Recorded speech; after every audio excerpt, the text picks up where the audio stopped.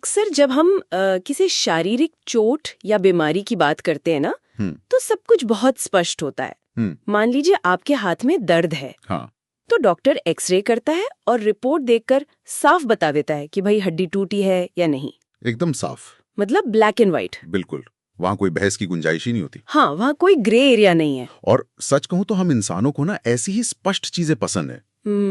हमें वो दुनिया अच्छी लगती है जिसे हम आसानी से सही और गलत के खानों में बांट सकें। सही कहा आपने।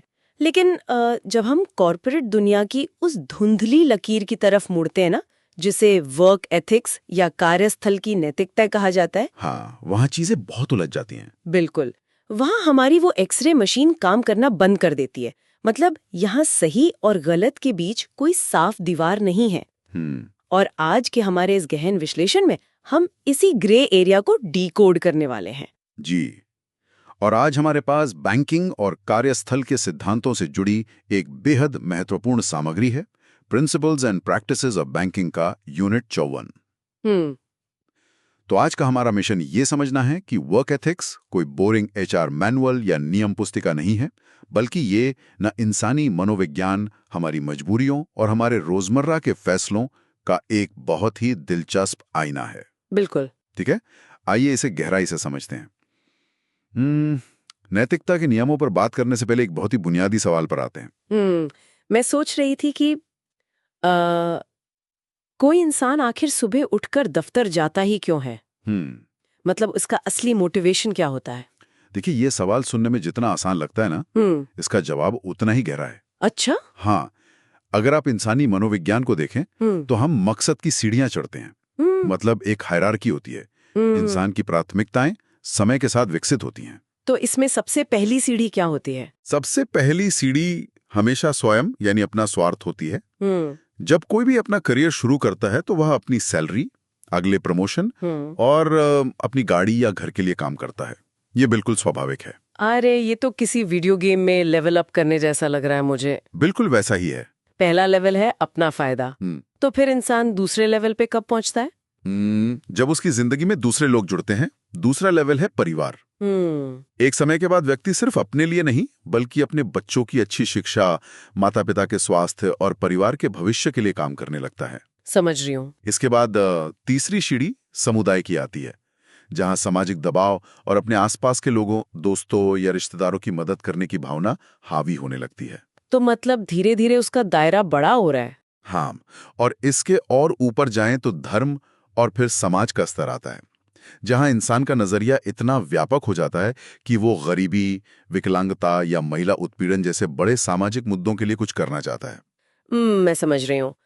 तो इसका सबसे आखिरी या कहें कि एकदम बॉस लेवल क्या है इस वीडियो गेम का? वो है वैश्विक कारण या ग्लोबल कॉजेस, यानी ऐसे मुद्दे जो किसी एक देश की सीमाओं तक सीमित नहीं है। जैसे कि पर्यावरण वाला मुद्दा। बिल्कुल, पर्यावरण की रक्षा करना, सस्टेनेबल डेवलपमेंट या मनी लॉन्ड्रिंग रोकना। उदाहरण के लिए, जब कोई बैंक किसी ऐसी फैक्ट्री को करोड़ों का लोन देने से मना कर देता है जो नदी में खतरनाक केमिकल बहाती है, हाँ, तो वे बैंक और उसके कर्मचारी इसी उच्चतम स्तर की नैतिकता का पालन कर रहे होते हैं। अब यहाँ ना मुझे थोड़ा संदेह है। हाँ। मैं एक तीखा सवाल पूछना चाहती हूँ आपसे। पूछिए। क्या सच में कोई कर्मचारी सुबह अलार्म बजने पर इसलिए दफ्तर जाता है कि उसे ग्लोबल वार्मिंग रोकनी है? मतलब क्या ये सिर्फ किताबी बातें नहीं है? ईमानदारी से कहें तो क्या अंत में सिर्फ पहली सीढ़ी यानी महीने के अंत में आने वाली सैलरी ही हमारा असली मोटिवेशन नहीं होती? आप बिल्कुल सही कह रही हैं, और आपकी ये शंका बहुत जायज है। यहाँ सबसे हैरान करने वाली बात यह है कि कोई भी इंसान पैदाइशी तौर पर ग्लोबल कॉज के लिए काम नहीं करता। हाँ, वही तो। स्वार्थ ही हमारी बुनियादी फितरत है। लेकिन एक सही ट्रेनिंग और बेहतरीन लीडरशिप किसी भी कर्मचारी को उस स्वार्थ से ऊपर उठा सकती है। वो कैसे? देखिए, जब कोई कर्मचारी केवल अपनी पदवी या कुर्सी के लिए काम करता है, तो वो हर दिन सिर्फ दूसरी कंपनी में जाने के मौके तलाशता है। सही बात है। उसका वर्क एथिक बहुत कमजोर होता है। लेकिन जब किसी संस्था का कल्चर उसे एक ऐसा विजन देता है जो स्वयं से कुछ बड़ा हो, तो वो कर्मचारी सिर्फ नौकरी नहीं करता, बल्कि वो एक मकसद के लिए काम करता है। बिल्कुल, वो एक मिशन से जुड़ जाता है। यानी आप कह रहे हैं कि ये एक सफर है जो लीडरशिप के सहारे तय होता है। जी, लेकिन अगर ये सीढ़ियां इतनी साफ हैं, तो लोग बीच में ही फिसल क्यों जाते हैं? मतलब लोग जानबूझकर गलत रास्ते या अनैतिकता क्यों चुनते हैं? देखिए, अनैतिकता ना हवा में नहीं पनपती, इसकी गहरी जड़ें होती हैं। अगर आप किसी भी अनैतिक कंपनी के कल्चर को देखें तो आपको एक पैटर्न नजर आएगा। कैसा पैटर्न? सबसे पहली बात, वहां कोई स्पष्ट एथिक्स मैनुअल नहीं होता। दूसरा, मैनेजमेंट द्वारा कार्रवाई न किए जाने का भरोसा। मतलब कर्मचारियों को लगता है कि कोई उनका कुछ नहीं बिगाड़ सकता। हाँ, जब ये लगने लगता है कि कोई कुछ नहीं बिगाड़ सकता तो डर खत्म हो जाता है। लेकिन इसका सबसे बड़ा कारण कुछ और ही है। वो क्या है? अवास्तविक लक्ष्य, यानी अनरियलिस्टिक टारगेट्स। अनरियलिस्टिक टारगेट्स यानी जो पूरे ही न किए जा सके। बिल्कुल। जब कड़ी प्रतिस्पर्धा के कारण कर्मचारियों पर ऐसे टारगेट थोपे जाते हैं जिन्हें ईमानदारी से पूरा करना लगभग असंभव हो, तो वो मजबूर हो जाते हैं। हाँ, मैनेजमेंट अनजाने में उन्हें शॉर्टकट लेने के लिए मजबूर कर रहा होता है। महीने के अंत में नौकरी जाने का डर किसी भी इंसान के नैतिक सिद्धांतों को हिला सकता है। यहाँ ये विषय ना और भी ज्यादा दिलचस्प हो जाता है। मुझे इसी से जुड़ा एक बहुत ही क्लासिक कॉर्पोरेट उदाहरण याद आ रहा है। बताइए। मान लीजिए एक कंपनी में 2 सेल्समैन हैं, सेल्समैन ए और सेल्समैन बी। ठीक है। अब जो सेल्समैन ए है वो बहुत ही ईमानदार है, उसने सारे नियमों का पालन किया, लेकिन उसकी बिक्री थोड़ी कम रही। दूसरी तरफ सेल्समैन बी ने गलत तरीकों का इस्तेमाल किया, ग्राहकों से झूठे वादे किए, नियम तोड़े और अपनी सेल्स का टारगेट दुगना कर दिया। ऐसा अक्सर होता है। हाँ, अब मेरा सवाल ये है कि अगर बोर्डरूम की मीटिंग में कंपनी का बॉस सिर्फ अपना मुनाफा देखता है और सबके सामने सेल्समैन बी की तारीफ करता है, उसे इनाम और प्रमोशन देता है, जी। तो फिर सेल्समैन ए की ईमानदारी का क्या फायदा? क्या ये पूरी अनैतिकता सीधे ऊपर बैठे मैनेजमेंट से शुरू नहीं हो रही है? आपने बिल्कुल सही दुखती रग पर हाथ रखा है। इसे कॉर्पोरेट भाषा में परिणाम बनाम तरीके की दुविधा कहते हैं। मतलब मीन्स वर्सेस एंड्स। बिल्कुल। जब मैनेजमेंट सिर्फ नतीजों को देखता है और ये परवाह नहीं करता कि वे नतीजे किन साधनों या तरीकों से हासिल किए गए हैं, तो ये पूरे संगठन को अंदर से खोखला कर देता है। क्योंकि इससे बाकी कर्मचारियों को क्या संदेश मिल रहा है? यही कि ईमानदारी मूर्खों का काम है। सच में। अगर मैनेजमेंट सेल्समैन बी को इनाम देता है तो उस कमरे में बैठे हर नए कर्मचारी को एक स्पष्ट और खतरनाक संदेश मिलता है कि शॉर्टकट ही सफलता का एकमात्र रास्ता है। हाँ, इसे सिद्धांतहीन नेतृत्व या अनप्रिंसिपल्ड लीडरशिप कहते हैं। जब नेतृत्व के पास ही कोई सिद्धांत नहीं होते तो नीचे के कर्मचारी भी नियमों का सम्मान करना छोड़ देते हैं। ये तो हुई सिद्धांतों और थ्योरी की बात। चलिए अब कुछ असली कॉर्पोरेट केस स्टडीज पर बात करते हैं जो स्रोत में दिए गए हैं। जरूर। मतलब ये मामले किसी सस्पेंस थ्रिलर से कम नहीं है। ये वो मामले हैं जो दिखाते हैं कि दफ्तरों में असल में क्या क्या होता है। एक मामला मिस्टर आरके का है जो मुझे बहुत दिलचस्प लगा। हाँ, वो आधिकारिक संसाधनों के दुरुपयोग का एक बहुत ही सटीक मामला है। मिस्टर आरके एक बैंक में काम करते थे। एक दिन किसी बात पर वे इतने नाराज हुए कि उन्होंने अपने आधिकारिक ईमेल का इस्तेमाल करके सीधे टॉप मैनेजमेंट पर एक बहुत ही गंभीर आरोप लगा दिया। क्या आरोप था? उन्होंने बिना किसी सबूत के कह दिया कि टॉप मैनेजमेंट बैंक के फंड का गबन कर रहा है। बिना किसी सबूत के, सिर्फ शक के आधार पर? हाँ। फिर क्या हुआ? जाहिर है, जब एक इतना बड़ा आरोप लगता है तो जांच होती है। जब मिस्टर आरके से उनके दावों के समर्थन में सबूत मांगे गए तो उनके पास कुछ नहीं था। वे सिर्फ अपनी भड़ास निकाल रहे थे। ओह, तो फिर मैनेजमेंट ने क्या किया? अंततः मैनेजमेंट ने उन्हें व्यक्तिगत कारणों से इस्तीफा देने को कहा, वरना उन्हें उनके अस्वीकार्य व्यवहार के लिए बर्खास्त कर दिया जाता। मतलब उन्हें अपनी नौकरी गंवानी पड़ी? जी। ये मामला ये सिखाता है कि कंपनी के ईमेल या संसाधनों का इस्तेमाल बेबुनियाद आरोप लगाने के लिए करना एक बहुत बड़ी अनैतिकता है। एक और मामला जिसने मुझे बहुत सोचने पर मजबूर किया, वो था डेटा लीक का। डेटा प्राइवेसी एक बहुत बड़ा मुद्दा है। हाँ, हम सब प्राइवेसी की बात करते हैं, लेकिन असलियत कुछ और है। बिल्कुल।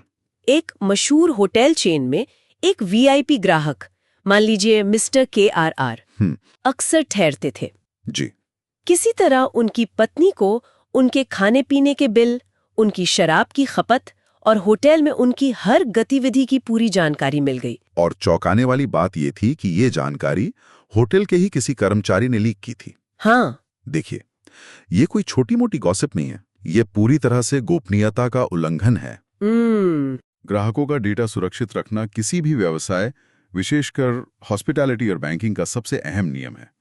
जब ग्राहक किसी होटल या बैंक में आता है तो वो अपनी निजता आपको सौंपता है। लेकिन यहाँ ना एक मानवीय दुविधा भी तो है। स्रोत से ही एक और उदाहरण लेते हैं, सुश्री बीडी का। ठीक है। वो एक बैंक में काम करती हैं। एक दिन उनकी एक पुरानी सहेली की माँ उन्हें फोन करती हैं। वो कहती हैं कि उनकी बेटी की शादी तय होने वाली है और होने वाले दामाद का खाता उसी बैंक में है। वे सुश्री बीडी से बस इतना पूछती हैं कि लड़के का बैंक स्टेटमेंट कैसा है, क्या वो पब या बार में ज्यादा पैसे तो नहीं उड़ाता। ये एक बहुत ही आम स्थिति है भारत में। हाँ, अब अगर आप इसे मानवीय नजरिए से देखें तो ये एक दोस्त की मदद करने जैसा है। आज के समय में हम सब एक दूसरे की सोशल मीडिया प्रोफाइल चेक करते ही हैं, थोड़ी बहुत जासूसी चलती है ना? जी। तो क्या बिना किसी आर्थिक फायदे के सिर्फ एक लड़की की जिंदगी बचाने या एक माँ की चिंता दूर करने के लिए जानकारी देना वाकई इतना बड़ा अपराध है? देखिए, अगर हम इसे सिर्फ भावनाओं के चश्मे से देखें तो शायद ये सही लगे। लेकिन कॉर्पोरेट और पेशेवर दुनिया में इसका जवाब है हाँ, ये बहुत बड़ा अपराध है। ऐसा क्यों? क्योंकि बैंकिंग प्रणाली पूरी तरह से गोपनीयता और विश्वास पर टिकी है। भले ही सुश्री बीडी का इरादा कितना भी पवित्र क्यों ना हो, भले ही उन्होंने इसके लिए एक भी रुपया रिश्वत ना ली हो, हाँ, लेकिन अगर वे किसी भी ग्राहक का निजी डेटा साझा करती हैं तो वे बैंक और ग्राहक के बीच के उस अदृश्य भरोसे को तोड़ रही हैं जिस पर पूरी अर्थव्यवस्था टिकी है।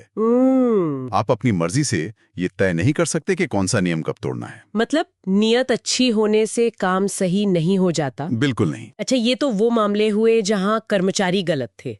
लेकिन कुछ ऐसे मामले भी हैं जहां कंपनी खुद नैतिकता और अपने मुनाफे के बीच एक बहुत ही अजीब और धुंधली रेखा खींचती है। आप किस मामले की बात कर रही हैं? जैसे प्री एम्प्लॉयमेंट टेस्ट, यानी नौकरी देने से पहले होने वाली मेडिकल जांच। ये एक बेहद संवेदनशील और गंभीर मुद्दा है। हाँ।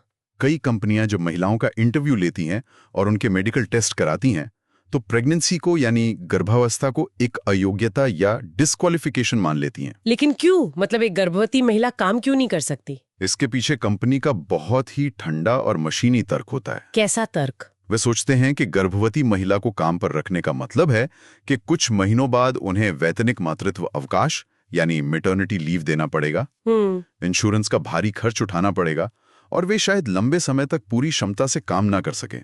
इसलिए कंपनी पहले उन्हें रिजेक्ट कर देती है। अरे ये तो सीधा सीधा जेंडर डिस्क्रिमिनेशन या लैंगिक भेदभाव है। मुनाफे के लिए आप किसी का हक कैसे मार सकते हैं? बिल्कुल, और इसीलिए ये एक बहुत बड़ी नैतिक और कानूनी बहस का हिस्सा है। इसी तरह का एक और मामला निजी आदतों की जासूसी का है।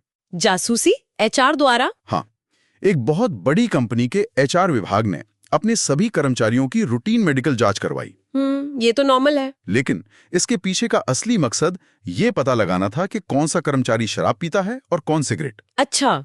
और इसके बाद एचआर ने ये सारा निजी डेटा चुपचाप उस मेडिकल इंश्योरेंस कंपनी को दे दिया जो कर्मचारियों का ग्रुप बीमा कर रही थी। एक मिनट, ताकि इंश्योरेंस कंपनी को पता चल जाए कि कौन बीमार पड़ने वाला है और कंपनी का प्रीमियम कम हो सके? जी हाँ, बिल्कुल। मतलब मेरी निजी जिंदगी और मेरी बीमारियों का डेटा बेचकर कंपनी अपने पैसे बचा रही है। बिल्कुल यही हुआ। कंपनी का तर्क था कि कर्मचारी अपनी खराब आदतों की वजह से बीमार पड़ते हैं, जिससे कंपनी पर आर्थिक बोझ बढ़ता है। ये तो बहुत ही गलत है। जब कर्मचारियों को इसका पता चला तो उन्होंने भारी विरोध किया। करना ही चाहिए। उनका तर्क बहुत सीधा था, जब तक हम दफ्तर के समय में काम पूरी लगन से कर रहे हैं तब तक हमारी निजी जिंदगी में ताक-झांक करने का अधिकार एचआर को किसने दिया? बिल्कुल सही बात है। ये निजता और कंपनी के मुनाफे का एक बहुत ही जटिल टकराव है। वाकई ये तो डरावना है कि आपका अपना एचआर आपकी जासूसी कर रहा है। खैर, बड़े घोटालों और प्राइवेसी के इन भारी भरकम मुद्दों से थोड़ा हटकर ना रोजमर्रा की उन चोरियों पर बात करते हैं जो दफ्तरों में इतनी आम है कि हम उन्हें गलत मानना ही छोड़ चुके हैं। आप दफ्तर के समय की बर्बादी की बात कर रही है? हाँ, मेरा मतलब है दफ्तर के समय में निजी काम करना। बिल्कुल, ये समय की चोरी है।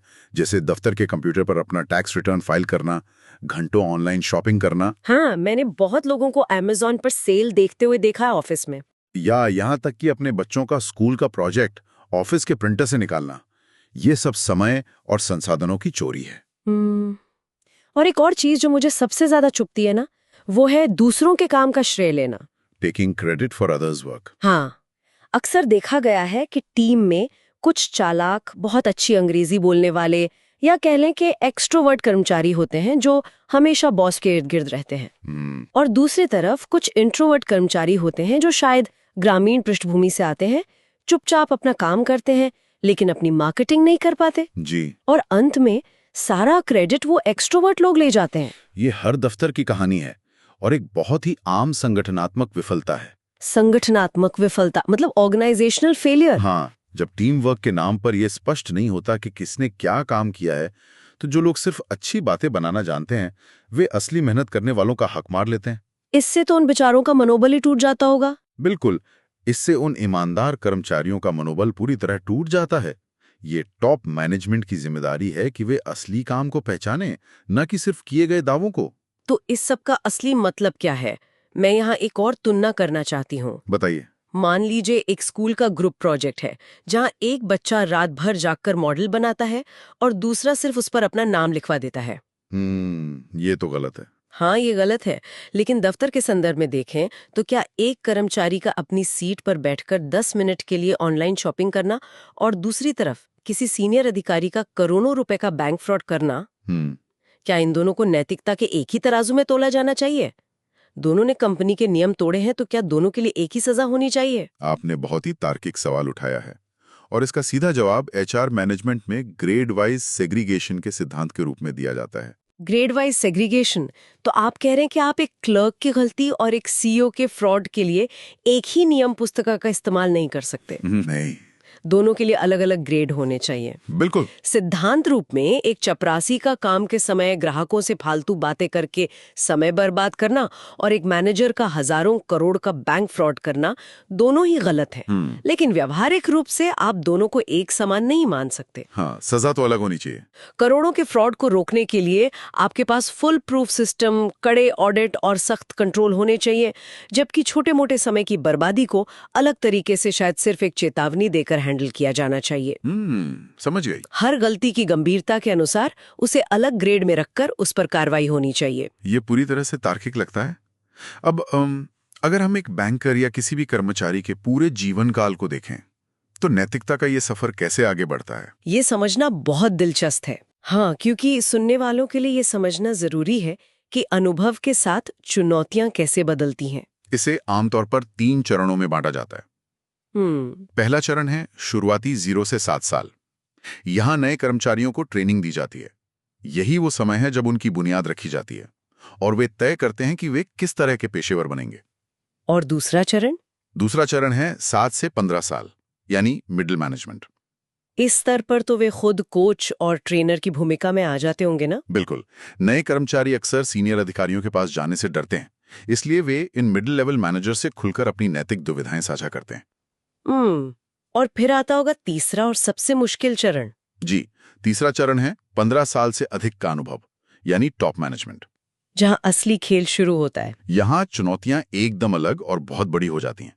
यहां उन्हें बोर्ड के दबावों को संभालना होता है, बड़े निवेशकों को जवाब देना होता है और संस्था की साख बचानी होती है। और शायद इसीलिए जब टॉप लेवल पर नैतिकता टूटती है ना, तो उसका असर पूरी दुनिया पर पड़ता है, जैसे वो लिबोर घोटाला। हाँ, लिबोर एक बहुत बड़ा उदाहरण है। सुनने वालों को संक्षेप में समझाएं कि ये लिबोर क्या है और क्यों ये इतना खतरनाक था। लिबोर या लंदन इंटरबैंक ऑफर्ड रेट वो बेंचमार्क ब्याज दर है जिस पर दुनिया भर के बैंक एक दूसरे को कर्ज देते हैं। अच्छा। आप इसी दुनिया के वित्तीय सिस्टम की धड़कन समझ सकते हैं। इस घोटाले में 3 महाद्वीपों के 20 से अधिक बैंकों के ट्रेडर्स में आपस में साठगांठ करके इस ब्याज दर में हेरफेर की। लेकिन सिर्फ एक ब्याज दर बदलने से आम आदमी का क्या नुकसान हुआ? बहुत बड़ा नुकसान हुआ। भले ही उन्होंने दर को केवल कुछ प्रतिशत ऊपर या नीचे किया हो, लेकिन इस छोटे से अंतर से उन ट्रेडर्स ने करोड़ों रुपए कमाए। और दूसरी तरफ इसके कारण दुनिया भर में आम लोगों के होम लोन, कार लोन की ईएमआई महंगी हो गई, पेंशन फंड्स और लाखों लोगों की जीवन भर की बचत पर असर पड़ा। ये तो बहुत भयानक है। ये दिखाता है कि जब टॉप मैनेजमेंट अपनी नैतिकता भूल जाता है तो उसकी कीमत सड़क पर चलने वाले आम आदमी को चुकानी पड़ती है। लेकिन मान लीजिए कि दफ्तर में कोई ऐसा फ्रॉड चल रहा है। हाँ। और नीचे के किसी ईमानदार कर्मचारी को ये दिख रहा है, तो वो क्या करे? मतलब जब ऊपर वाले ही भ्रष्टाचार कर रहे हो तो वो किससे शिकायत करे? यहीं पर सीटी बजाने यानी विसल ब्लोइंग की बात आती है ना? जी हाँ, विसल ब्लोइंग का सीधा सा अर्थ है संस्था के भीतर हो रहे किसी गलत काम, भ्रष्टाचार या धोखाधड़ी के खिलाफ आवाज उठाना और सही अथॉरिटी को जानकारी देना। भारतीय बैंकिंग सिस्टम में 2004 में पब्लिक सेक्टर बैंकों के लिए और 2007 में प्राइवेट बैंकों के लिए यह मैकेनिज्म लाया गया था। अच्छा। इसके बाद विसल ब्लोअर्स प्रोटेक्शन एक्ट 2011 भी आया, जो सरकारी निकायों में भ्रष्टाचार उजागर करने वालों को कानूनी सुरक्षा प्रदान करता है। लेकिन इसमें एक बहुत बड़ा पेंच है। क्या? नियम कहता है कि गुमनाम यानी अनोनिमस या छद्म नाम से की गई शिकायतों पर कोई विचार नहीं किया जाएगा। जी, नियम यही है। अब मैं एक आम कर्मचारी के नजरिए से पूछती हूँ। इतिहास गवाह है कि जिसने भी सिस्टम के खिलाफ आवाज उठाई है उसे ही सबसे ज्यादा नुकसान हुआ है। क्या ये सारे नियम सिर्फ कागजों पर अच्छे लगते हैं? देखिए, अगर मैं अपनी शिकायत गुमनाम रूप से नहीं कर सकती तो मैं अपनी नौकरी, अपने परिवार का भविष्य और अपना करियर दांव पर क्यों लगाऊंगी? आपकी ये चिंता बहुत स्वाभाविक है। कोई भी अपना करियर खत्म नहीं करना चाहता। लेकिन जरा दूसरे पहलू पर भी गौर कीजिए कि गुमनाम शिकायतों को क्यों नहीं सुना जाता। ऐसा क्यों है? अगर मैनेजमेंट हर गुमनाम चिट्ठी पर जांच बिठाने लगे तो लोग इसका इस्तेमाल अपने सहकर्मियों या सीनियर्स से निजी दुश्मनी निकालने के लिए करने लगेंगे। अच्छा, हाँ, ये तो मैंने सोचा ही नहीं। कोई भी किसी पर झूठा आरोप लगा देगा, पूरी कंपनी का माहौल खराब हो जाएगा। मतलब लोग इसे एक हथियार की तरह इस्तेमाल करने लगेंगे। बिल्कुल। इसीलिए सीबीसी यानी केंद्रीय सतर्कता आयोग और आरबीआई का जो ढांचा है वो एक बहुत ही स्मार्ट संतुलन बनाता है। वो कैसे काम करता है? नियम यह है कि आप अपनी पहचान बताकर शिकायत करेंगे, लेकिन वो अथॉरिटी ये सुनिश्चित करेगी कि आपकी पहचान पूरी तरह से गुप्त रखी जाए, सीक्रेट रखी जाए। समझ रही हूँ। जो व्यक्ति असली और प्रामाणिक शिकायत कर रहा है उसे इन कानूनों के तहत पूरी सुरक्षा की गारंटी दी जाती है। इससे झूठी शिकायतें भी रुक जाती हैं और असली फ्रॉड भी सामने आ जाता है। तो अगर हम आज की इस पूरे चर्चा का सार निकालें ना, तो बात एकदम साफ है। कार्यस्थल की नैतिकता या वर्क एथिक्स सिर्फ दीवारों पर टंगे कुछ अच्छे वाक्यों, ईमानदारी सबसे अच्छी नीति है वाले पोस्टर्स या किसी धूल खाती नियम पुस्तिका का नाम नहीं है। बिल्कुल नहीं। ये एक जीवंत प्रक्रिया है। ये इस बात में झलकता है कि फ्रंट ऑफिस का कर्मचारी किसी अनपढ़ ग्राहक की फॉर्म भरने में कैसे मदद करता है जब उसे कोई नहीं देख रहा। ये इस बात में है कि हम ग्राहक का डेटा कितनी सुरक्षित तरह से रखते हैं। सही बात है। और सबसे बढ़कर ये इस बात पर निर्भर करता है कि टॉप लीडरशिप अपने फैसलों से क्या उदाहरण पेश करती है। अगर लीडरशिप के सिद्धांत मजबूत हैं तो पूरी संस्था का नैतिक स्तर ऊंचा रहता है। आज का ये गहन विश्लेषण वाकई बहुत गहरा और आंखें खोलने वाला रहा। हमने स्वार्थ से लेकर ग्लोबल कॉज तक का सफर देखा।